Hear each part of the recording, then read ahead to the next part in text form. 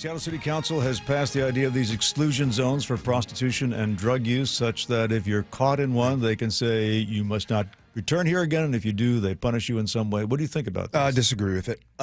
This is performative, and it reminds me of when the teacher used to ask me where my homework was, and I would start looking in my book bag for a really, really long time and make it look like, man, I'm trying to find it. I can't really find it. I'm trying to find it. But from the outside looking in, if you see me searching for that homework in the bag, you actually think I did the work. Let's talk about this thing. The effectiveness of this depends on a numerous of factors, including the community around there, the community engagement, the resources allocated to these things.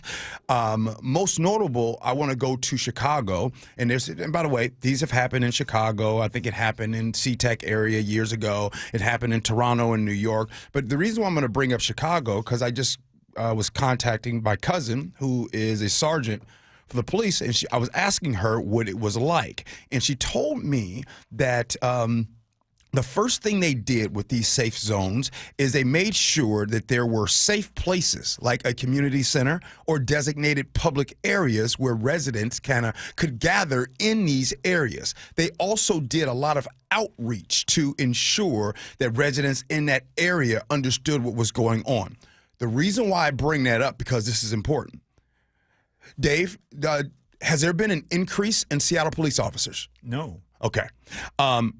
In this, there's no extra funding.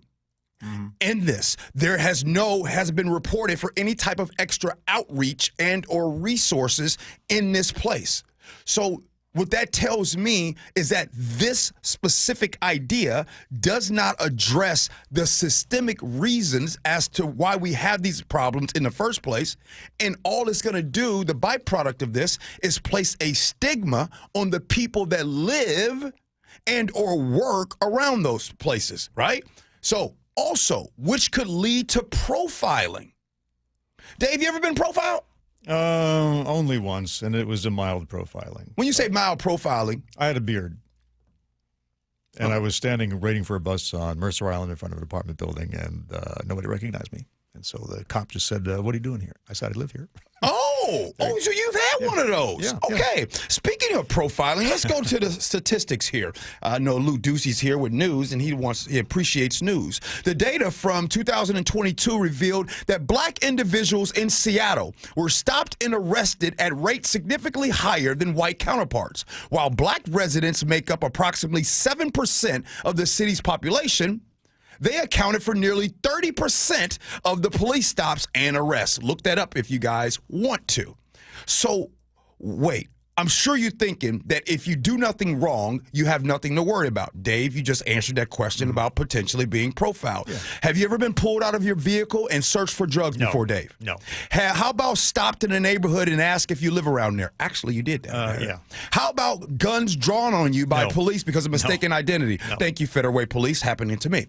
So all of those things that I just talked about right there, those are all things that have happened to me. I only have a speeding ticket on my record, and yet those things happen to me. So just say, oh, and by the way, if you think that this topic, I'm coming in hot, and I'm cutting this topic with a knife, sometimes people need to realize and understand what it is like for different ethnicities in our country, specifically when it comes to being profiled, specifically when it happens when you designate an area.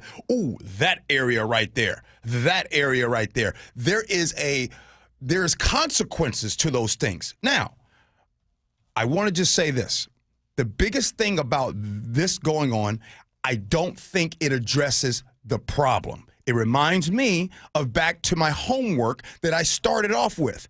I made it look like I was doing the work, but it was performative. And in this case, I think this whole idea is nothing but something to get people to be like, I'm going to vote yes because I'm going to feel safer.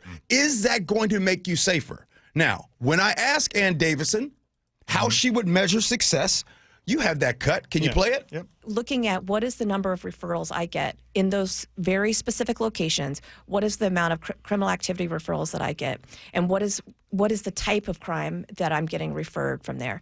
And then again, I also have to work in conjunction with the King County prosecutor because I don't handle felonies. I only do gross misdemeanors and misdemeanors in the city of Seattle. So it'll be looking like, are we seeing a reduction? Is there now an increase in around the borders, right? If so, what does that mean, and is it seem to be related? I don't think we are going to displace those known open-air drug markets one block away.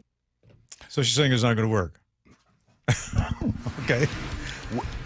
With respect, Seattle's low on officers. With respect, there's no extra funding. With respect, there's no extra outreach or resources in here. So I just want to know, how is this going to, air quotes, work? G. Scott, Jen Ursula, 9 o'clock on